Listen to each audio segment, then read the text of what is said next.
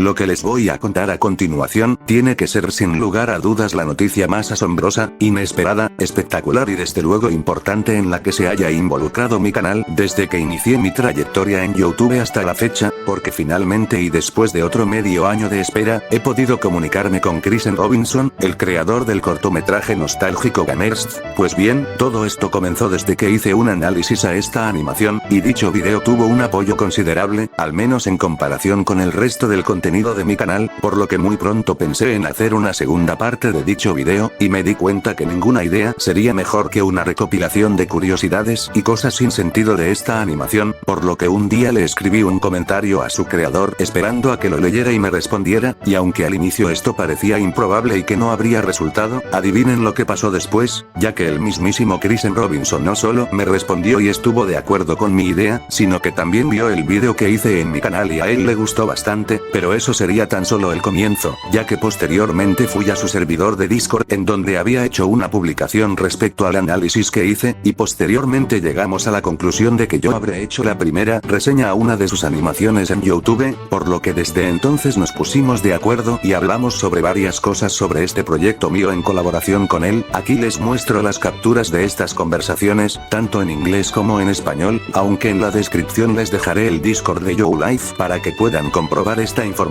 Espero que lo disfruten porque realmente tuve que tomar la decisión consciente de hacer todo esto, además de la inversión de tiempo y esfuerzo que hice, por lo que con esto dicho, queridos espectadores y Kristen Robinson, les doy la bienvenida al proyecto colaborativo más importante en todo mi canal hasta la fecha de subir este video, así que pónganse cómodos en el lugar donde estén y prepárense para descubrir todos los detalles ocultos y aclarar sus dudas sobre esta animación nostálgica que alguna vez vieron en su infancia. Ahora sí, empecemos. Claro que sí.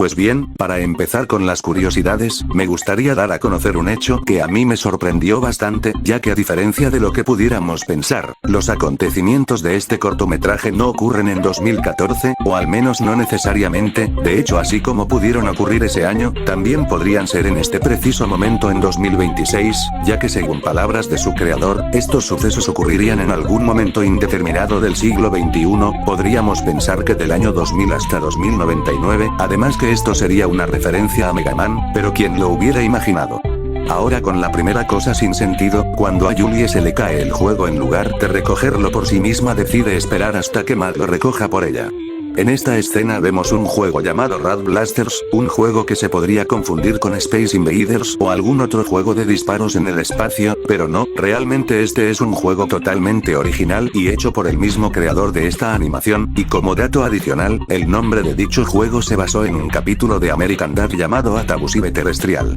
Quizá muchos nos habremos preguntado por qué Matt no se dio cuenta que Julie era una chica por escuchar su voz mientras hablaban. Pues bien, lo que aquí ocurre es que como en teoría ambos son jóvenes en pleno desarrollo, es entendible que sus voces no se reconozcan mucho, aunque también posiblemente Julie haga que su voz suene más grave a propósito. Si este fuera el caso estaríamos hablando de otro detalle, del cual les hablaré más adelante. Sin embargo, luego tenemos la respuesta canónica que el creador me dijo cuando le pregunté sobre esto, ya que simple y sencillamente ningún personaje tiene voz como para hablar, ya que se expresan a través de globos de texto así como los vemos, aunque este asunto de sus voces estaría por pasar a segundo plano, por lo que ocurriría a continuación.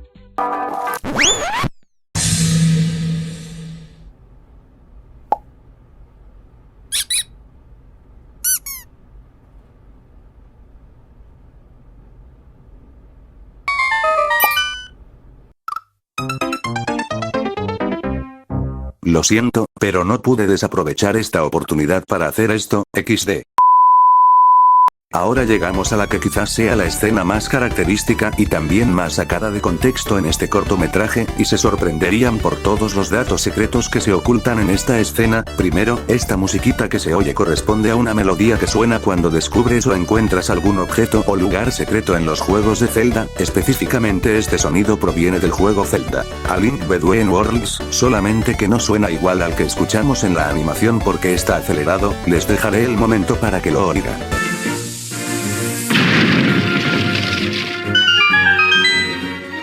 También Krisen me dijo que la inspiración para hacer esta escena surgió de un capítulo de una serie anime llamada Esto es un zombie. En un momento cuando también ocurre una situación muy sacada de contexto entre los personajes, vaya que Krisen Robinson sí que tenía gustos un poco extraños, de hecho dudaba si incluir este momento al video con temor a que YouTube me lo bloqueara, pero por el bien de esta investigación y la documentación para este video lo tuve que hacer.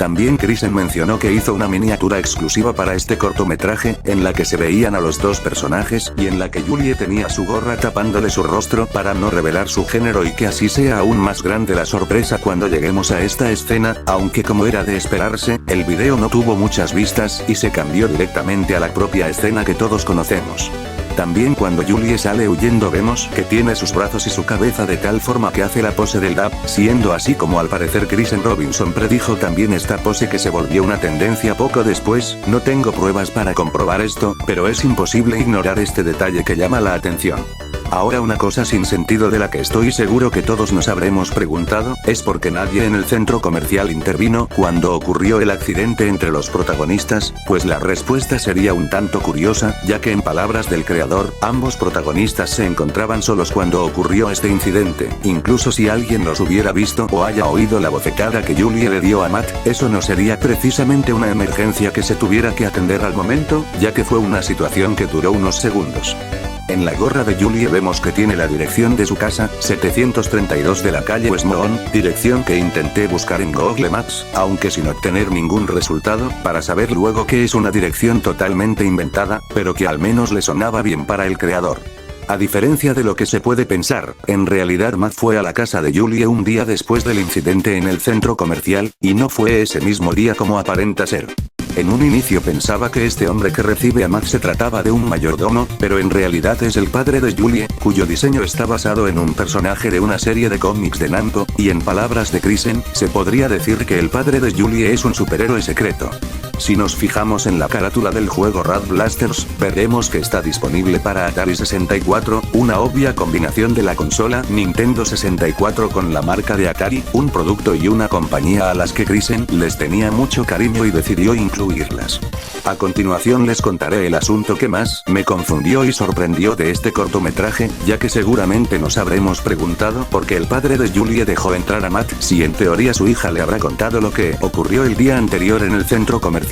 La explicación de esto sería más profunda de lo que nos hubiéramos imaginado, y presten atención por esto para que les quede claro, ya que en realidad Julie tiene ansiedad por salir en público y estar en lugares con mucha gente, por lo que se siente segura cuando se viste como un chico para no llamar tanto la atención. Eso explicaría por qué su voz sonaba grave cuando conoció a Matt, y es probable que así lo haya hecho con otras personas, y de hecho se puede decir que por eso se reconcilió con él cuando le regaló el juego junto con las flores. Además, cuando la vemos de mal humor en su habitación no fue exactamente por el accidente en el centro comercial, sino que en realidad es porque se dio cuenta que haberle dado la bofetada a Matt fue una acción imprudente e imprevista, y en lo que concierne a su padre, pues él ya sabe que ella tiene problemas para socializar y por eso se le ve feliz cuando Matt vino a visitarla, aunque el detalle está en que él no sabe nada de lo que ocurrió entre los dos en el centro comercial y tampoco de su relación que ese mismo día empezarían. La verdad, toda esta información me hizo ver este cortometraje de una manera diferente, y sé que habrán muchos puntos de vista sobre esta cuestión. Eso sí, el hecho de que se les haya olvidado cerrar la puerta me parece un descuido que pudo haberse evitado, y eso lo incluyó entre las cosas sin sentido. Un detalle que es fácil de identificar a simple vista en esta parte es este cuadro que dice Asterix Rules, y más adelante en la habitación de Julie vemos un póster de una serie llamada Capitana The System Warrior, y abajo un peluche del personaje que aparece. Estas serían algunas referencias a esta serie live action del mismo nombre que Krisen Robinson había hecho hace un par de años anteriormente, aunque específicamente con el cuadro que vemos en la entrada, se trata también de una referencia a un juego que un amigo de Krisen estaba desarrollando. Esta imagen iba a ser un elemento de dicho juego, aunque al final no se utilizó y se incluyó en el cortometraje como una referencia. Después en la puerta de Julie vemos un guiño a una próxima serie de animaciones que se subirían en el canal de Joe Life, llamada Girl Scout Demon Slayers. Además de los múltiples pósters de juegos clásicos que aquí vemos, si somos observadores veremos que hay uno de una película llamada Project Split Figure, y quiero tomar este momento para hacer énfasis en esta película de la que estoy seguro que nadie habrá oído hablar antes, pero realmente este sí fue un verdadero largometraje que Kristen Robinson había estado haciendo durante 2 años seguidos y se estrenó en su canal, y según sus palabras sería la primera película animada independiente hecha por un individuo menor de edad ya que en aquel entonces tenía 16 años, de hecho también intentó que su hazaña sea certificada en los récord Guinness, pero desafortunadamente se lo negaron. Con esto yo me pregunto cuántas personas pasan su tiempo trabajando en este tipo de proyectos para que el público los vea y los apoye, pero en lugar de eso pasan desapercibidos y nadie sabe sobre ellos. Pues al menos yo me pongo en los zapatos de Kristen, ya que en mi experiencia propia puedo decir que a pesar de tantos esfuerzos para crear vídeos y mantener mi canal llamativo, muchas veces mi contenido es infravalorado y no recibe el apoyo que merecía tener, igual que yo habrán miles de usuarios que estarán pasando por lo mismo, por lo que Kristen Robinson, si has llegado a esta parte del video, te aseguro que algún día hablaré de esta película que tú hiciste y quizás así reciba el debido reconocimiento que merecía tener, aunque no prometo hacerlo en un tiempo cercano, pero lo tengo contemplado para dedicarle un análisis en mi canal. Aunque al final con esto recibió una beca de $5.000 para una escuela de arte, así que no todo fue en vano.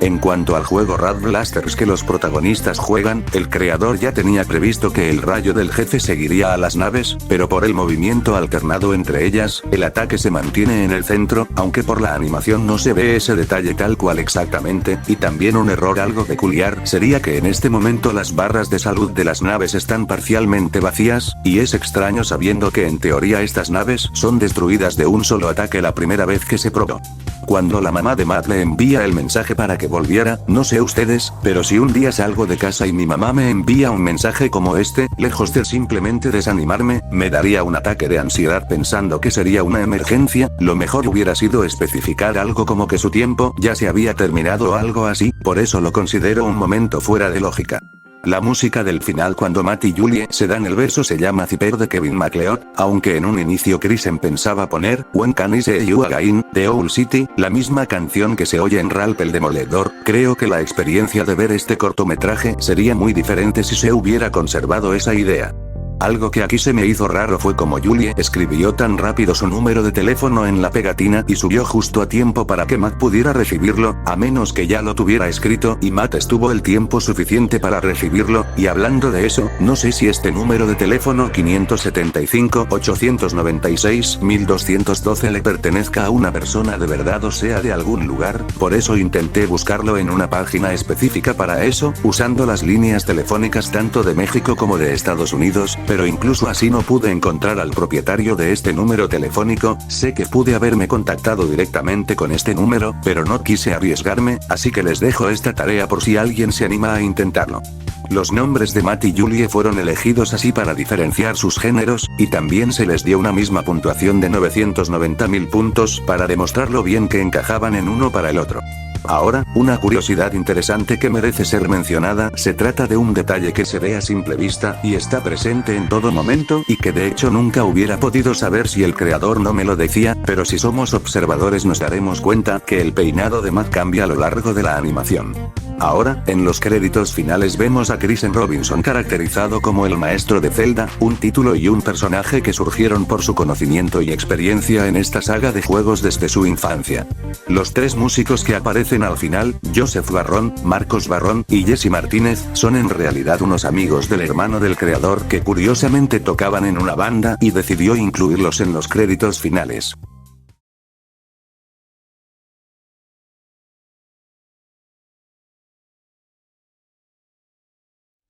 Ha llegado el momento de conocer la historia detrás de la creación de este particular cortometraje, una historia muy sencilla pero inédita de la que nunca se ha hablado en YouTube, y al igual que a mí, estoy seguro que a ustedes les parecerá muy interesante. Todo inició un día como cualquier otro, con un Kristen Robinson a sus 18 años en la escuela. En ese momento le platicó a una amiga suya la idea de hacer un speedrun del juego Zelda Majora's Mask para ver quién lo terminaba primero. Eso sería una mezcla de emociones de nerviosismo, ansiedad y un espíritu competitivo junto con la prisa de hacerlo lo más rápido posible. Esas circunstancias inspiraron a Kristen para hacer una historia de 2 chicos que jugaban una intensa partida y al final la chica besaba al chico impulsivamente por la emoción. De esa manera ya se tenía el concepto del cortometraje que todos veríamos más adelante, por lo que se sabe, la primera imagen que hizo fue la miniatura, que como ya lo habré dicho, se inspiró en esa escena del anime Esto es un zombie. También el creador dijo que usó Adobe Flash para animarlo todo en su computadora Lenovo con un mouse. Todo el proceso para hacer el cortometraje duró tan solo un mes antes de subirlo a YouTube. Cabe mencionar que la mayoría, por no decir que todo este trabajo, se hizo en prácticamente cualquier momento y lugar en el que hubiera oportunidad y tiempo para hacer algún avance de la animación, ya sea en su casa, en una cafetería, o incluso en un automóvil, y la verdad creo que eso es mucho decir para una animación independiente. Estamos hablando del 2014, una época en la que no era sencillo hacer animaciones tan complejas, y menos para una sola persona, pero como lo he dicho, solo le tomó un mes para hacer y concebir los escenarios, personajes, acciones y ambientación del cortometraje tal y como todos lo veríamos en YouTube. Como dato adicional, Krisen también cuenta una anécdota que ni yo ni nadie nos esperaríamos, ya que esa misma amiga con la que iba a jugar Zelda Majora's Mask, cuyo nombre era Ana, de alguna manera estaba interesada en él, que un día le entregó una nota preguntándole si le gustaba, pero Krisen simplemente la rechazó y se rió de ella, pero tiempo más tarde lo reflexionó y se sintió mal por su reacción, lo que posteriormente fue su inspiración para hacer una próxima serie animada llamada Drawing Notes, a manera de representación de un escenario alternativo de aquella situación, aunque él aclara explícitamente que ninguna de sus animaciones se basaban directamente en experiencias por las que él pasaba y no pretendía que la gente pensara que así era, y si bien algunas situaciones se ambientaban en algún momento de la vida real, las historias y personajes de sus animaciones eran creaciones ficticias y originales que se adaptaban a lo que mejor funcionara para la historia. Vaya que todo esto sí es un giro argumental muy inesperado y da mucho de qué pensar.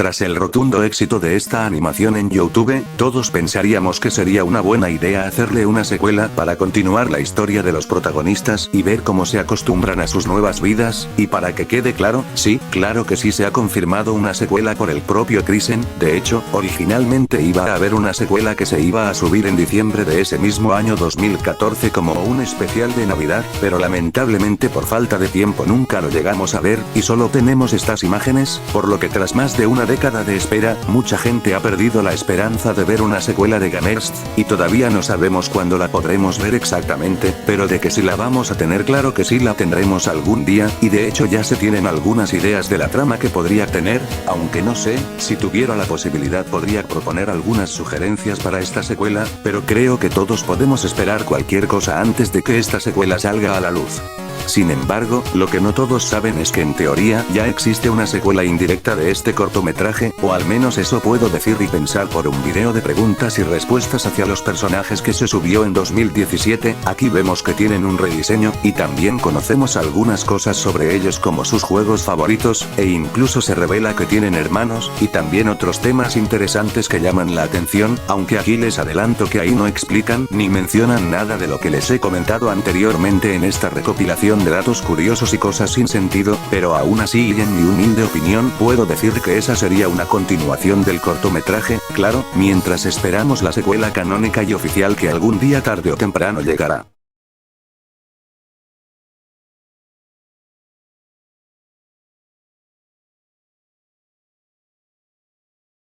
Antes de finalizar este video, me gustaría compartir una enseñanza, o más bien una reflexión que personalmente pude comprender a partir de este cortometraje y que tal vez en ningún otro lugar pude haber visto de una manera tan clara, y espero que también lo puedan entender al igual que yo. Básicamente, lo que pude reflexionar es que para encontrar la pareja correcta, es necesario que exista una confianza mutua en la que ambos se entiendan y tengan ciertas cosas en común por las que se atraigan, de manera que se sientan cómodos entre sí y cada quien entienda y reconozca las fortalezas, debilidades y oportunidades del otro y de las de sí mismo para que la relación pueda mantenerse. Honestamente, creo que todos estamos de acuerdo en que esta sería una visión que muchas parejas de la actualidad ya no toman en cuenta, de tal manera que ya no existe esa seriedad y compromiso por establecer relaciones productivas. Vaya, y pensar que estas palabras las he dicho yo a mis plenos 17 años, y también que hasta ahora nunca he tenido novia, un poco a mi pesar. Supongo que eso, entre otras cosas, me han permitido desarrollar mucha capacidad de reflexión.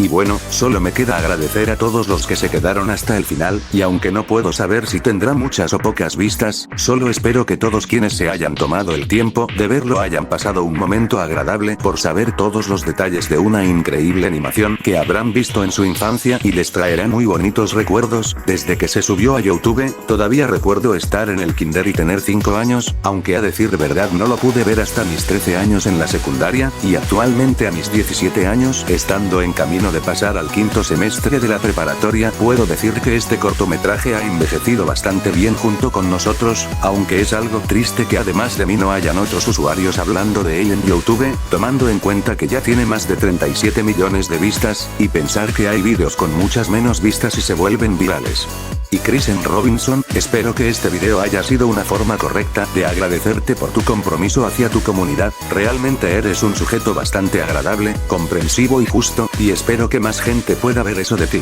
Tal vez esta no sea la única vez que me dirija hacia ti para sacar algún video, y como lo habré mencionado, pienso que para una próxima oportunidad podría hacerle una reseña a tu película de Project Split Figure, aunque recalco que eso todavía no será pronto, pero lo intentaré hacer algún día. Pero bueno, muchas gracias por ver, cualquier apoyo es bienvenido, les mando un saludo y un abrazo a todos, cuídense mucho. ¡Hasta luego!